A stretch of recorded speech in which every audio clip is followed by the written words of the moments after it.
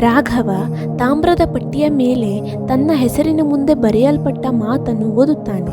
ಸಾವು 30 ದಿನಗಳು ಬಾಕಿ. ಅವನ ಮನಸ್ಸಿನಲ್ಲಿ ಭಯದ ಝಲಕ್ ಮೂಡುತ್ತದೆ. ತನ್ನ ಜೀವನದ ದಿನಾಂಕವನ್ನು ಈ ಪಟ್ಟಿಯಲ್ಲೇ ಕಂಡುಬಿಟ್ಟಿದ್ದಾನೆ ಎನ್ನುವುದು ಅವನನ್ನು ಕಾಡುತ್ತಿರುತ್ತದೆ. ಆದರೆ ಹೆದರದೆ ಅವನು ತಕ್ಷಣ ಶನಿದೇವರ ಹಳೆಯ ದೇವಾಲಯದ ಕಡೆಗೆ ಓಡುತ್ತಾನೆ.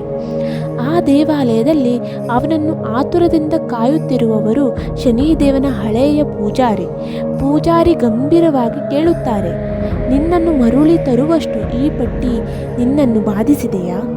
ರಾಘವ ಬೆರಗಾಗುವ ಧ್ವನಿಯಲ್ಲಿ ಹೇಳುತ್ತಾನೆ, ನನ್ನ ಹೆಸರಿರುವ ಪಟ್ಟಿಯಲ್ಲಿ ಸಾವಿನ ದಿನಾಂಕವೂ ಇದೆ. ನಾನು ನನ್ನ ಭಾಗ್ಯವನ್ನು ಬದಲಾಯಿಸಬೇಕೆಂದರೆ ಶನಿದೇವನ ಅನುಮತಿ ಪಡೆಯಬೇಕು.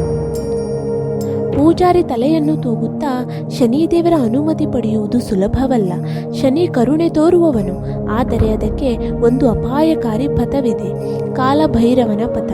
ಅದು ಶಕ್ತಿಶಾಲಿ, ಅಪಾಯಭರಿತ. ಅನೇಕರು ಪ್ರಯತ್ನಿಸಿ ಮರುಳಲಿಲ್ಲ.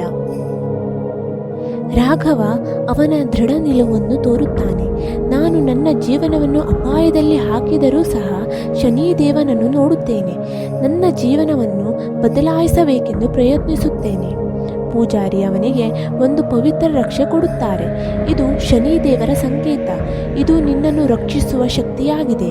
ಆದರೆ ಹಾದಿಯಲ್ಲಿ ಶಕ್ತಿ ಪ್ರತಿ ಹೆಜ್ಜೆಯೂ ಪರೀಕ್ಷೆಯೇ ಆಗಿರುತ್ತದೆ. ರಾಘವ ಕಾಲಭೈರವನ ಪಥದಲ್ಲಿ ತನ್ನ ಯಾತ್ರೆಯನ್ನು ಪ್ರಾರಂಭಿಸುತ್ತಾನೆ. ಕಾಡು, ಪಾಳುಬಿದ್ದ ದೇವಾಲಯಗಳು, ನಿಗೂಢ ಶಿಲೆಗಳು ಮತ್ತು ಅನುಮಾನಾಸ್ಪದ ಶಬ್ದಗಳ ನಡುವೆ ಅವನು ನಡೆದುಕೊಂಡು ಹೋಗುತ್ತಾನೆ. ಅವನನ್ನು ಯಾವುದೋ ಒಂದು ಶಕ್ತಿ ಹಿಂಬಾಲಿಸುತ್ತದೆ. ಯಾರೋ ಅವನ ಹಿಂದೆ ಬರುತ್ತಿದ್ದಾರೆ, ಅವನನ್ನು ನೋಡುತ್ತಿದ್ದಾರೆ. ಆದರೆ ಅವನಿಗೆ ಯಾರೂ ಕಾಣುತ್ತಿರಲಿಲ್ಲ. ಒಂದು ರಾತ್ರಿ ಹಳೆಯ ಗುಹೆಯ ಎದುರು ಅವನು ತಲುಪುತ್ತಾನೆ. ಗುಹೆಯ ಒಳಗಿನಿಂದ ಧ್ವನಿ ಕೇಳಿಸುತ್ತದೆ, ಇಲ್ಲಿಗೆ ಯಾಕೆ ಬಂದೆ? ರಾಘವ ಧೈರ್ಯದಿಂದ ಉತ್ತರಿಸುತ್ತಾನೆ, ನಾನು ಶನಿದೇವನ ಅನುಮತಿಗಾಗಿ ಬಂದಿದ್ದೇನೆ.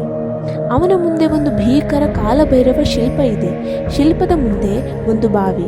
ಅದರೊಳಗಿಂದ ಮಂತ್ರ ಶಬ್ದ ಕೇಳಿಸುತ್ತದೆ. ಬಾವಿಯ ಅಂಗಳದ ಮೇಲೆ ಪಟ್ಟಿಯ ಹಳೆಯ ಪಾಠ ಪುನಃ ಪ್ರತ್ಯಕ್ಷವಾಗುತ್ತದೆ. ಪಥವನ್ನು ಸಾಗಿಸಲು ಮೊದಲ ಬಲಿ ಬೇಕು. ರಾಘವ ಬೆಚ್ಚಿ ಬೀಳುತ್ತಾನೆ. ಯಾರ ಬಲಿ ಬೇಕು? ಬಲಿ ಯಾರು ಕೊಡಬೇಕು? ಅವನ ಮುಂದಿರುವ ಪಥ ಇನ್ನು ಹೆಚ್ಚು ಭಯಾನಕವಾಗುತ್ತಿದೆ. ರಾಘವ ಮುಂದೇನು ಮಾಡಲು ಹೊರಟಿದ್ದಾನೆ? ಯಾರು ಮೊದಲ ಬಲಿ? ಶನಿದೇವನ ದರ್ಶನ ಸಿಗುತ್ತದೆಯೇ?